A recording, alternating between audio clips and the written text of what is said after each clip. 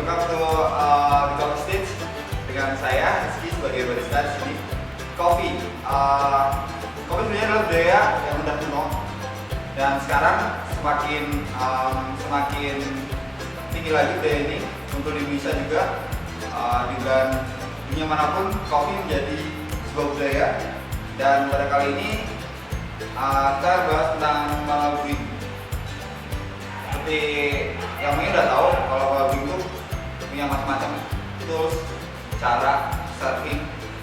Dan kali ini yang pertama kita akan bahas tentang manual brewing khas dari Indonesia, yaitu kopi tubruk. Metode tubruk adalah khas dari Indonesia yang udah lama, yang dipakai oleh masyarakat Indonesia dari zaman jajahan sampai sekarang. Kopi tubruk adalah kopi, menurut saya kopi yang lebih ke rakyat, karena satu, pembuatannya mudah dan tidak memerlukan banyak tools seperti manual brewing yang lainnya. Dan kopi ini adalah salah satu manual brewing yang dijadikan sebagai acuan untuk cupping.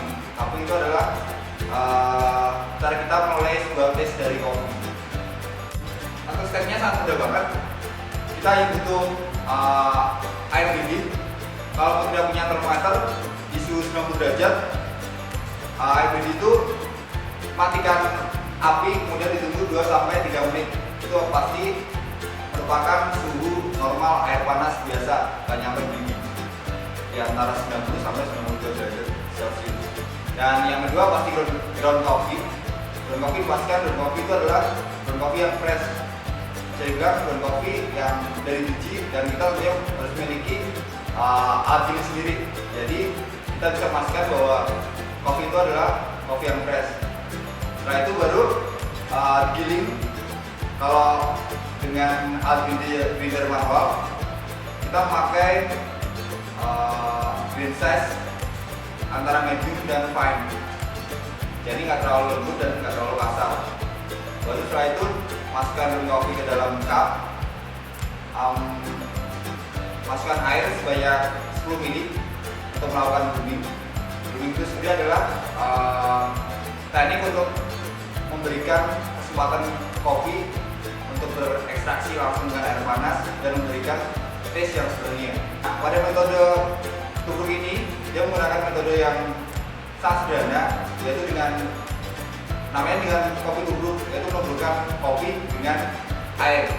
Setelah brewing itu selesai, baru masukkan air sebanyak 200 ml atau 120 sampai 200 ml untuk memberikan taste kopi, dan ditunggu selama 4 menit untuk menghasilkan ekstraksi terbaiknya dari kopi tersebut. Nah, yang selanjutnya kita akan bahas tentang manual brewing Aeropress. Aeropress ini di Eropa itu sudah menjadi tren, dan mungkin baru saja masuk ke Indonesia dan menjadi tren juga di Indonesia. Di mana Aeropress ini dia memadukan antara curing dan pressure, di mana alat yang digunakan itu juga merupakan manual brewing yang sangat menurut saya bisa menonjolkan taste dari kopi itu sendiri. Nah, di sana kita bisa mengcombine antara curing dan pressure.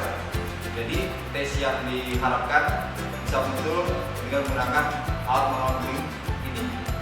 Untuk tekniknya sendiri, Aeropress itu memiliki banyak teknik, di mana teknik tersebut banyak diciptakan oleh barista luar, di mana barista luar itu di luar sana ada kejadian yang menggunakan Aeropress, dan semua barista menggunakan Aeropress dengan teknik yang berbeda.